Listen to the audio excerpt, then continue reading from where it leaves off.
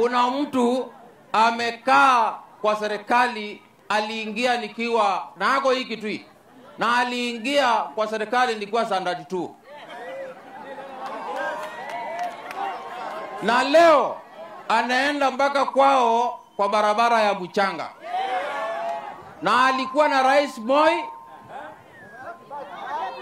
ama namna gani, akakuwa na Rais Kibaki, akakuwa na hiyo rais mwingine, na amekuwa na wewe, na hajafikisha barabara kwao ama namna gani.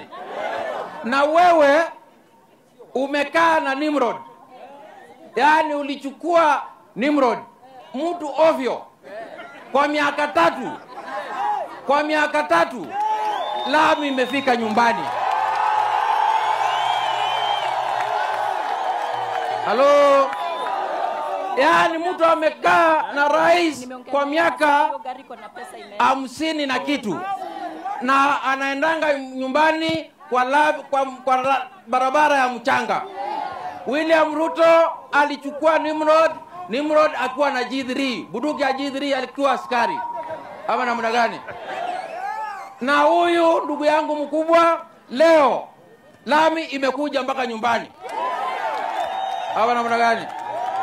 Na mimi nasema hivi, wale wanataka kupinga William Ruto wasikuje kitwist.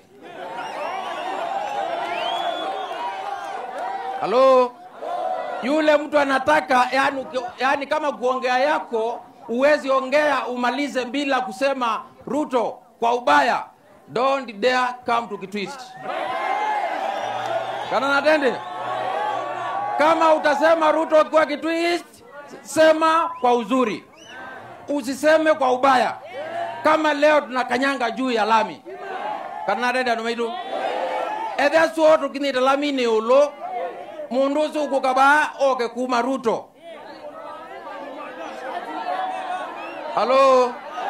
Halo, ya mwisho, mimi Your Excellency niko sisiki mzuri, niko na uchungu, na wewe utatusaidia hii uchungu tuone vile tutamaliza.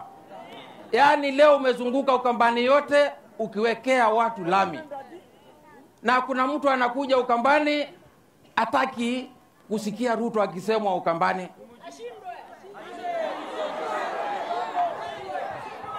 Sisi tuko tayari kubadilisha hiyo maneno, mpaka jina ya Ruto isemekane Ukambani, mpaka Ruto apigiwe kura Ukambani. Asante. Upende usifanye nini? Ando maidu ni Ruto ngozi ambe. Tikwate Ruto piu. Nenge ya kutata.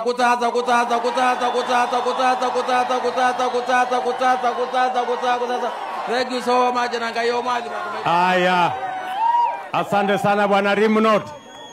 Hey.